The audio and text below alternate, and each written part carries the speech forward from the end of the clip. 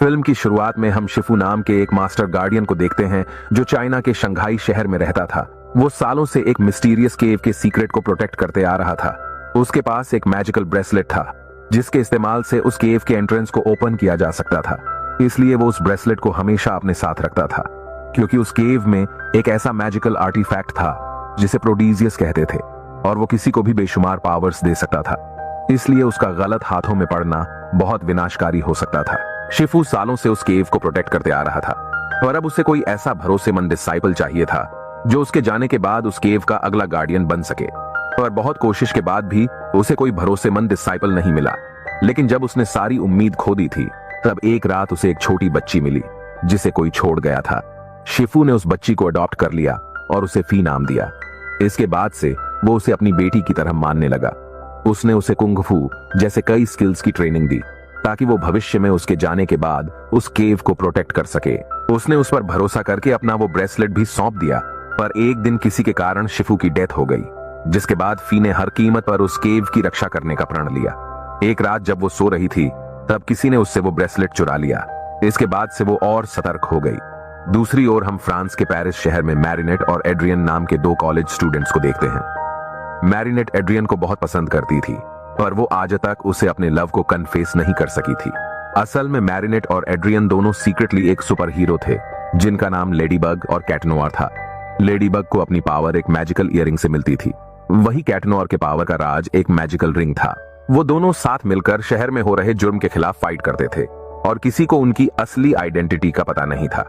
साथ ही लेडीबग और cat Noire को भी एक दूसरे की असली आइडेंटिटी के बारे में कुछ पता नहीं था। एक दिन मैरिनेट की मॉम उसे अपने अंकल वांग के यहाँ एक पैकेज भेजने के लिए पोस्टल सर्विस भेजती है, जो असल में चाइना में रहते थे। पर रास्ते में उसे अपनी दोस्त से पता चलता है कि एड्रियन अपने डैड के साथ किसी काम से चाइना के शंघाई शहर गया है। ये बात जानकर वो बहुत सरप्राइज होती है। वो एड्रियन के लिए वहां जाने का फैसला करती है और वापस जाकर अपने पेरेंट्स को बताती है कि मैं खुद इस पैकेज को चाइना जाकर अपने अंकल को देना चाहती हूँ, क्योंकि मैं कई सालों से उनसे पर्सनली नहीं मिली और वहां जाकर मैं वहां के रूट और कल्चर्स के बारे में भी जानना चाहती हूँ। ये सुनकर उसके पेरेंट्स बहुत खुश होते हैं, क्योंकि वो हमेशा से चाहते थे कि मैरिनेट अपने पूर्वजों के कंट्री चाइना के रूट्स और कल्चर्स को करीब से महसूस करें। इसलिए वो उसे खुशी खुशी चाइना जाने के लिए अलाउ कर देते हैं और मैरिनेट फ्लाइट से वहां के लिए निकल जाती है। दूसरी ओर हम एड्रियन को अपने डैड गैब्रियल के साथ चाइना जाते देखते हैं, पर यहाँ हमें पता चलता है कि गैब्रियल के शंघाई शहर जाने का कारण कुछ और था और वो उस सीक्रेट केव में मौजूद उसी मैजिकल प्रोडिजियस को हासिल करना चाहता था ताकि वो बेशुमार पावर्स का हकदार बन सके।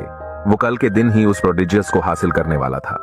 उसके पास पहले से ही बटरफ्लाई मिराक्युलस नामी एक मैजिकल जेम्स था, जिसकी मदद से वो किसी को भी अपने वश में करके उनसे ईविल काम करवा सकता था। यहाँ हमें यह भी पता चलता है कि फी का वो मैजिकल ब्रेसलेट जो चोरी हो चुका था, वो उसी के पास था। इसके इस्तेमाल से वो उस केव के एंट्रेंस को ओपन करने वाला था। वहां उसकी बटरफ्लाई मिराक्युलस की क्वामी उसे बताती है कि उसे केव में सुरक्षित तरीके से रखे हुए उस प्रोडिजियस को पाने की जिद छोड़ देनी चाहिए, क्योंकि वो दुनिया के तबाही का कारण भी बन सकता था।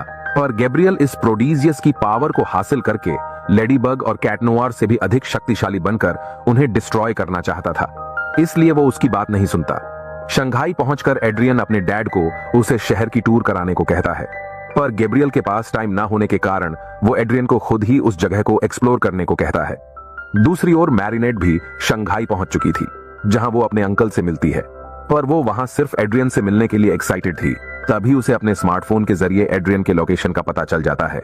इसलिए वो उससे मिलने के लिए अपने अंकल से वॉकिंग का बहाना बनाकर बाहर निकल जाती है।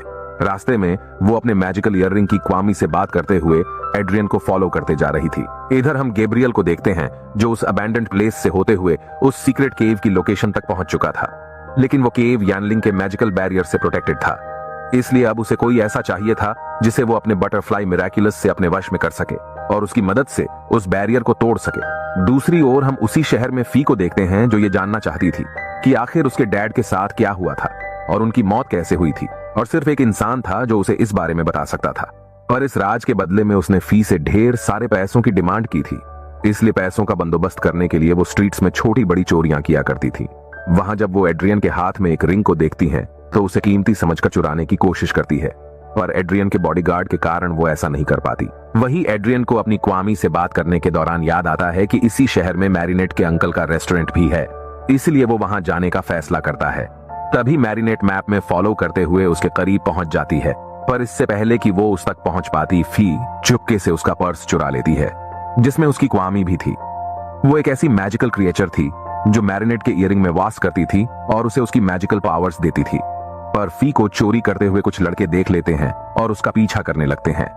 तब तक एड्रियन भी वहां से निकल चुका था, इसलिए मैरिनेट ये सोचकर उन लड़कों का पीछा करने लगती है कि शायद वो उस लड़की को परेशान कर रहे हैं। पर वहां उसे पता चलता है कि उसकी वो मैजिकल ईयरिंग और क्वामी दोनों ही उसके पास नहीं थे, इसलिए अब वो लेडीबग में ट्रांसफॉर्म नहीं हो सकती थी। इधर फी कुंग-फू स्किल के इस्तेमाल से उन लड़कों से अपना पीछा छुड़ा लेती है। दूसरी ओर एड्रियन मैरिनेट के अंकल के रेस्टोरेंट पहुंच चुका था और वहां वो ये जानकर बहुत खुश होता है कि मैरिनेट भी इसी शहर में है, इसलिए वो उसके आने तक वहीं उसका वेट करने का फैसला करता है। दूसरी ओर मैरिनेट का पर्स चोरी होने के साथ ही उसका स्मार्टफोन भी छिन चुका था, इसलिए बिना मैप के सहायता के वो घर नहीं जा सकती थी और ट्रांसलेटर ना होने के कारण उसे वहां के लोगों से कम्युनिकेट करने में भी बहुत परेशानी हो रही थी, क्योंकि वहां सभी चाइनीज भाषा बोलते थे। इधर फी मैरिनेट से चोरी की गई चीजों को एक पॉन शॉप में ले जाती है, जहां का ओनर कैश को उसके डैड शिफू की मौत का रहस्य पता था, जिसके बदले में उसने फी से पैसों की मांग की थी। पर कैश उन चीजों से बिल्कुल इंप्रेस नहीं होता और उनकी बहुत कम कीमत लगाता है। ये सुनकर फी बहुत गुस्सा हो जाती है और कैश से कहती है कि इतने कम प्राइस में ये चीज तुम्हें देने से अच्छा मैं इन्हें उसी बेचारी लड़की को वापस लौटा दूं जिससे मैंने ये चीजें चुराई थी। इस पर कैश उसे कहता है कि मेरे पास एक आइडिया है, तुम उस लड़की को यहाँ ले आओ। अगर ये चीजें उसके लिए बहुत इंपॉर्टेंट होगी तो इनके बदले में वो अच्छी रकम दे सकती है, और अगर ऐसा होता है तो मैं तुम्हें तुम्हारे डैड की मौत की सच्चाई भी बता दूंगा। फी के पास और कोई उपाय ना होने के कारण वो मैरिनेट को ढूंढने निकल जाती है और फाइनली उसकी आईडी की मदद से वो उस तक पहुंच भी जाती है। मैरिनेट को जब पता चलता है कि फी इंग्लिश बोल सकती है तो वो बहुत खुश होती है। उसके बाद वो फी को अपनी परेशानी बताती है कि किसी ने मेरा स्मार्टफोन, पर्स और ईयरिंग सब कुछ चुरा लिया और उनके बिना अब मैं घर भी नहीं जा सकती। उसकी बात सुनकर फी उसकी मदद करने के लिए तैयार हो जाती है और उसे उसी पॉन शॉप लेकर जाने लगती है। मैरिनेट उससे मिलकर बहुत खुश होती है और वो दोनों बहुत अच्छे दोस्त बन जाते हैं। दूसरी ओर वांग के बहुत कॉल करने के बाद भी जब मैरिनेट कॉल रिसीव नहीं करती तो एड्रियन उसे ढूंढने जाने का फैसला करता है और वो चुपके से अपने मैजिकल रिंग और क्वामी की मदद से कैट नोआर में ट्रांसफॉर्म हो जाता है और मैरिनेट को ढूंढने निकल जाता है। इधर फी मैरिनेट को लेकर उसी शॉप पहुंचती है। वहां मैरिनेट अपने ईयरिंग को देखकर बहुत खुश होती है, पर कैश उसके चीजों को वापस लौटाने के बदले में ढेर सारे पैसों की मांग करता है। ये सुनने के बाद फी कैश से मैरिनेट की मजबूरी का फायदा उठाने के कारण उस पर बहुत गुस्सा हो जाती है। वहां क्वामी जब मैरिनेट को देखती है तो चुपके से उसके पास चली आती है, पर फी मैरिनेट की मदद करना चाहती थी, इसलिए वो उसके असली ईयरिंग को एक फेक ईयरिंग से रिप्लेस कर देती है और उसे बाद में खरीदने का बहाना बनाकर मैरिनेट को शॉप से बाहर ले आती है। पर उनके जाते ही कैश को उनके चीटिंग का पता चल जाता है और वो उन्हें पकड़ने के लिए अपने आदमी भेजता है, इसलिए मैरिनेट और फी उनसे बचकर भागने लगते हैं। उस दौरान मैरिनेट को फी के सामने लेडीबग बनने का टाइम नहीं मिल पाता। उनसे बचते हुए फी मैरिनेट को अपने सीक्रेट केव के लोकेशन पर ले आती है। वहां वो मैरिनेट को अपनी सारी सच्चाई बता देती है कि वो इस मैजिकल केव की प्रोटेक्टर है, पर एक रात उसका एक ब्रेसलेट चोरी हो गया।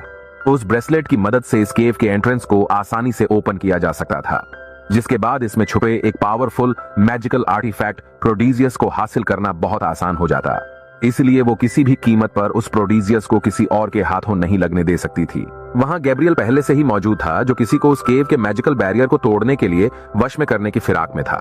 तभी कैश उनका पीछा करते हुए वहां पहुंच जाता है। यहां हमें पता चलता है कि गैब्रियल ने उस ब्रेसलेट को कैश से ही खरीदा था और फी के डैड के मौत का जिम्मेदार भी वही था। मौके का फायदा उठाकर वो अपने बटरफ्लाई मिराक्युलस की मदद से हॉक मॉथ नामी विलन में ट्रांसफॉर्म हो जाता है और अपने बटरफ्लाई की मदद से कैश को अपने वश में कर लेता है।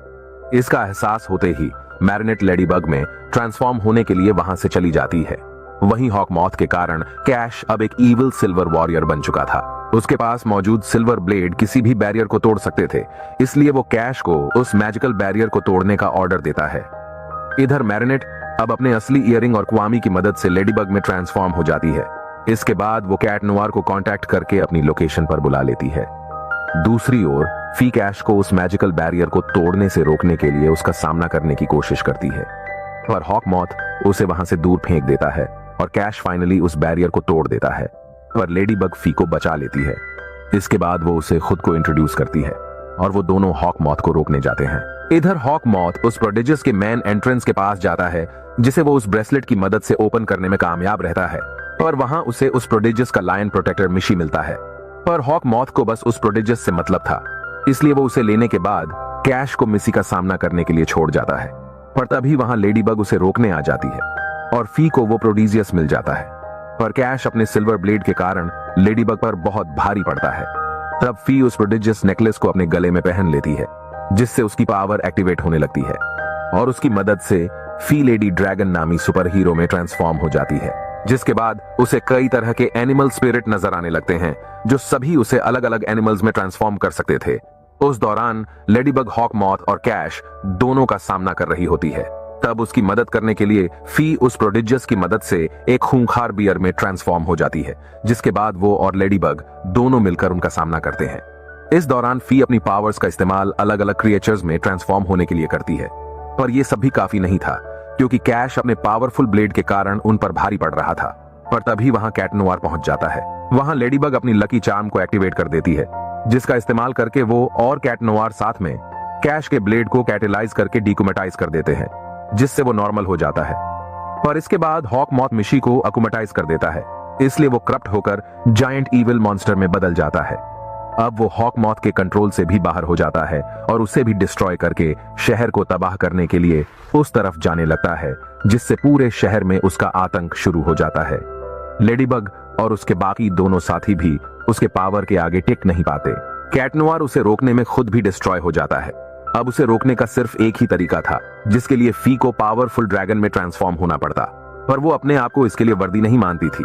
तब लेडीबग उसे हिम्मत देते हुए मोटिवेट करती है और उसे अपने डैड का मकसद याद दिलाती है। इससे फी को बहुत हिम्मत आ जाती है, जिसके बाद वो फाइनली ड्रैगन में ट्रांसफॉर्म हो जाती है। वो अपने इस फॉर्म में सबसे ज्यादा एक्टिव और पावरफुल थी, इसलिए वो बहादुरी से मिशी का सामना करती है। इसके बाद वो लेडीबग के साथ मिलकर एक प्लान बनाती है, जिससे वो फाइनली उसे हॉक मॉथ के बटरफ्लाई से डिकोमेटाइज करने में कामयाब रहते हैं। अब मिशी अपने असली रूप में आ चुका था। इसके बाद लेडीबग अपने पावर ऑफ क्रिएशन की मदद से सब कुछ पहले जैसा कर देती है। मिशी को अब यकीन हो चुका था कि फी जैसे जाबाज के हाथ में ये प्रोडिजियस बिल्कुल सेफ है, इसलिए वो उसके काम से खुश होकर वहां से चला जाता है। अंत में फी कैश से अपना बदला ले लेती है और उसे अपना ब्रेसलेट भी वापस मिल जाता है और उसे मिशी ही क्वामी के रूप में मिलता है। इसके बाद लेडीबग चुपके से मैरिनेट में चेंज होकर कैट नोवार की मदद से घर पहुंच जाती है, जहां वो सभी साथ मिलकर अंकल वांग के डिशेस का आनंद लेते हैं और इसी के साथ ये मूवी यही एंड हो जाती है।